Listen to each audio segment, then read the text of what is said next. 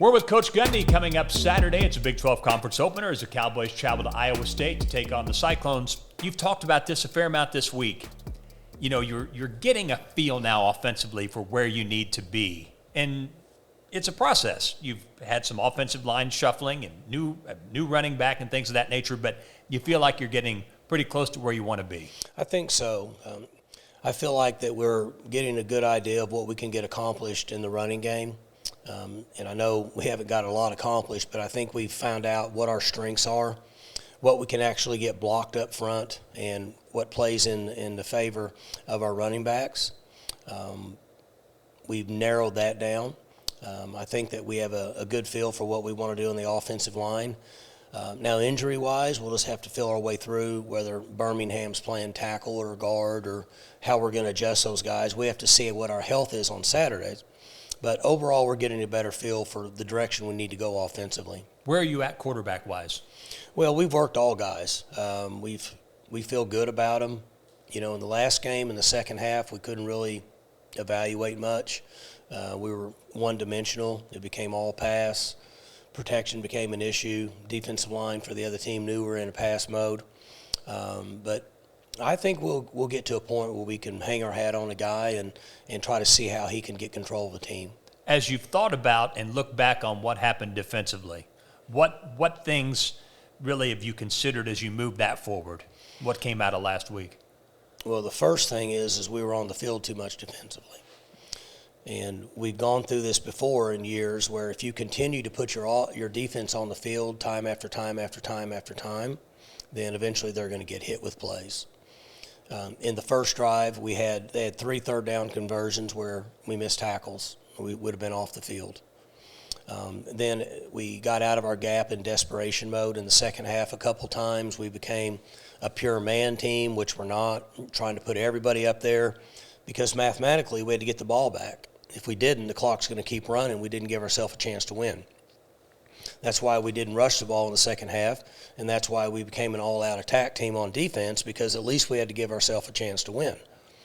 Hopefully that we'll be able to get back into playing our normal style of defense. I did feel like we tackled better in the last game. So if we continue to tackle better and play good defense and mix in our man and zone, it'll help our team. Every team is different. You've had a lot of teams that have come from far behind. Some of those with Mason Rudolph quarterbacking that group came from behind by big margins on a regular basis. But is this team as maybe equipped at this point to deal with a big deficit as some of your other teams? Well, it's harder for us. We're not as dynamic at the skilled positions that we had been in some of those years. And the clock runs now. Yeah. It's difficult. We talked about this, and I felt like that this running clock was going to be an impact, and it certainly is. There's no question about that. Iowa State, obviously, is a team that has struggled offensively. Defensively, their numbers are good. How much do you think you benefited from now having a chance to not only implement a scheme that's somewhat similar to theirs on defense, but then you're working against it every day? I think we're better at it. It's going to be interesting to see. It's one of the intriguing things with the game is that they know a lot about us, but now that we've had practice against odd fronts, not only that, but the even, they don't jump in a lot of even fronts. So we've had that ability to practice against it now. We should be better at it, and that'll be an interesting part of the game. What are they doing offensively? Is it the same? They've had some, obviously, issues, lost their quarterback, lost their running back, so they've been in some flux. They're the same. They're playing with 2 and 3 tight ends, and they run the zone play action pass. They'll run a little bit of counter. They like to cross tight ends and set receivers in the middle of the field, try to control the offense. And then if they catch you down too low, they'll try to play action pass and run a deep ball down the middle of the field. It's time for What's Your Beef. It's brought to you by Old Trapper Beef Jerky. And I'm just kind of curious about this. There's always within the rules trying to figure out the balance between offensive advantage and defensive advantage. Do you feel like in college football we're where we need to be in terms of, for example, defensive back play against receivers? That'd be one classic example. Right. Do we do a good job of balancing that? I think they're doing a good job. Defense, in my opinion, is gaining on offenses, not necessarily scheme-wise, but athletically. Defenses are getting so athletic up front. I think overall you're not seeing as many points scored.